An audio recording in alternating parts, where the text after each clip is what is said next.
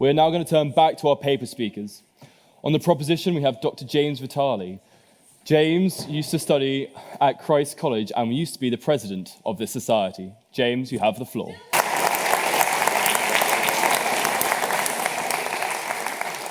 Mr. President, first may I congratulate both you on your lofty elevation and your predecessor on her descent back to the level of us mere mortals after a very successful term. I believe you've made my declaration of interest for me, but as a former president, I'm always very interested in what's going on in this place from afar, and the things we do here continue to be very important. Lara said at the start of this debate that she thought this was going to be uphill, but she pointed out that we had a debate on Afghanistan a year ago, this time a year ago, and actually this House voted that we should have stayed the course there. So I'm more optimistic, and I know that the members will listen to our case on the proposition consciously and carefully.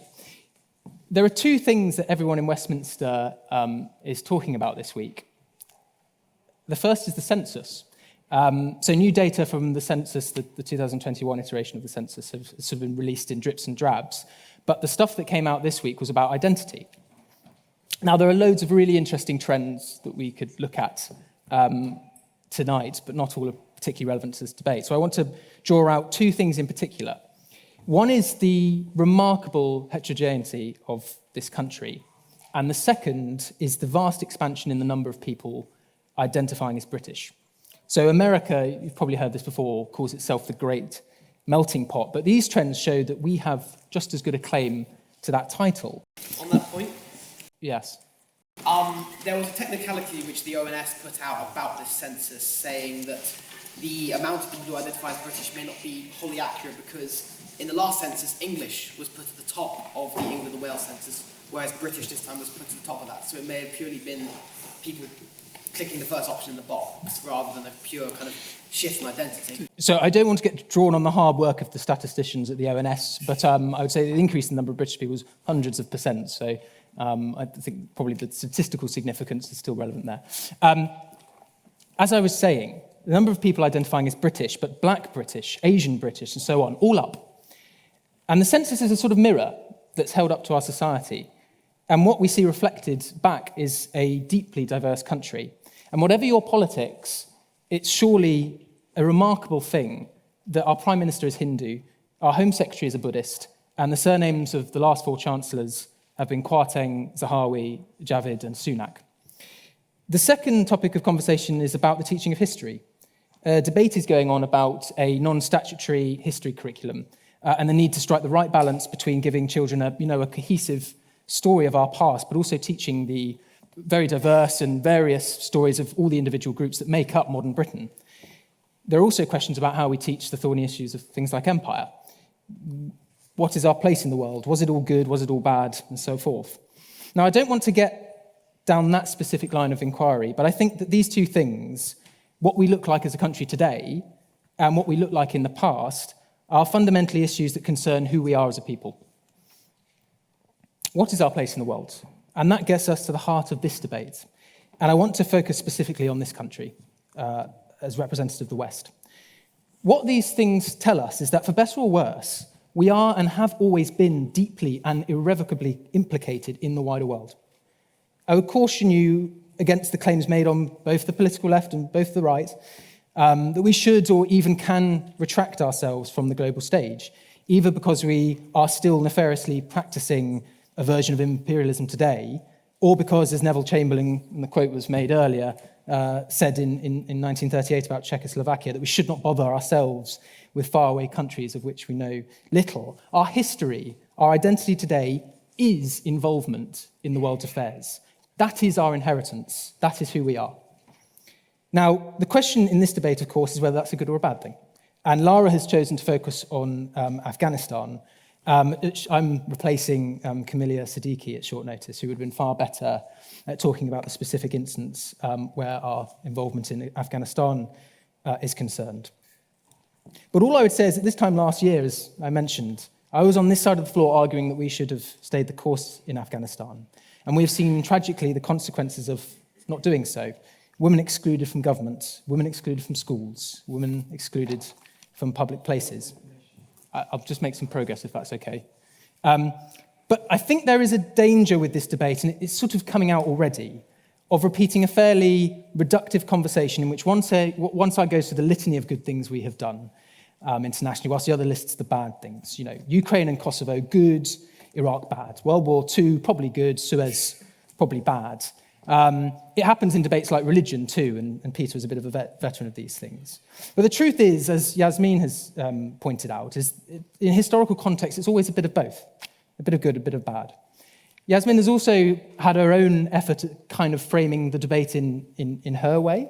I have a different take. I think actually on the narrow wording of this motion, technically, to win this debate, all our side would have to do would be to demonstrate that our international interventions at some point, somewhere, have in one instance been good. But I don't think that's a particularly useful exercise, so I'm not going to do that this evening. And if I may, Mr. President, I'm going to take a slightly different tact. And I want to talk briefly about how our past affects the present. Because it seems to me that addressing some of the biggest geopolitical and indeed existential issues that are coming down the line for us depends on the UK being proactive. And the greatest obstacle to that proactivity, to helping solve those problems, is a one-dimensional, anachronistic view of our past. In other words, to do the things I imagine all of us think we should do on things like climate change, global poverty, defending democracy, we need to believe that the UK can be, and crucially has been, a force for good in this world. One of my favourite quotes about perspectives on national identity comes from Richard Rorty. He says that national pride is to countries what self-respect is to individuals, a necessary condition for self-improvement. And I think this perfectly encapsulates my views on the subject. To do good in this world, to self-improve, yes, but indeed to improve the world which we all inhabit, we must first take pride in the community to which we belong. I think that one's first. Is there not a danger that we view our own history with rose-tinted glasses if you need that to intervene in the world? Why can't we be ashamed of everything we get wrong and improve it in better intervention? Absolutely. I think that's a very good point, and I'll try and address it in my next passage. All of us British citizens, and this applies to citizens of other countries that members might be from, have a shared historical inheritance. We did not choose it, but it is ours nonetheless. It's rather similar to being born in a family. It's a complex mixture of good and bad. You like some relatives, maybe not others. Some of it's right and some of it's not, and some of it's wrong. But recognizing that there is a fundamental capacity for goodness within that family or within that inheritance is essential if we are indeed to improve and do good in the future. Pride has a lot in common with ownership. I think of all the dodgy, untidy, unclean university rooms and houses I have inhabited but haven't owned, and I'm sure you will have your own instances. And I took little pride in them. But then I think about the pride someone takes in owning, their first home, and I'm sure many of you all would like to own a home one day, and you're equally dismayed at the rebellion in Parliament on building new homes and planning. Hear, hear. Ownership inculcates responsibility, the belief that we are responsible for the state and condition of something. Fundamentally, pride in and ownership of our history and our legacy is required before we can make our country, but also the world outside it, better, safer, and prosperous. All the things that I agree with Yasmin that are really important. I'm going to make some progress. Pride demands two things from us. First of all, the obvious point, and the point that maybe Joe's alluding to. Pride means recognizing the great good we have done in this world, and that might be a narrow view. But we must have the strength of our convictions that when we have stood up for values like religious tolerance, democracy, freedom, security in the world, we have been a force for good. We should never lose the moral compass that we are given by our involvement in Afghanistan. No, thank you. Actually, no, I take that back. Yes, please, sir. You said democracy and some other values were a force for good, which I agree with. But solely intervening with another state's democracy and their way of running a government and a state is not a force for good. Can I have just... This is actually a short speech. We can have a little bit of time for it.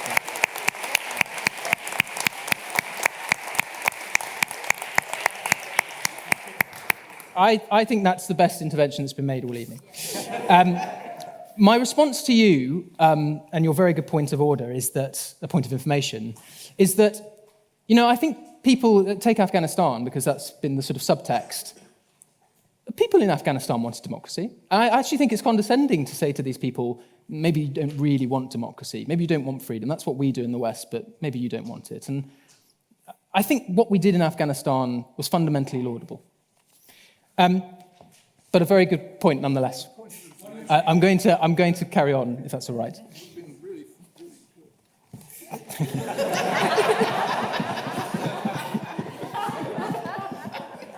I'm sure it would have been.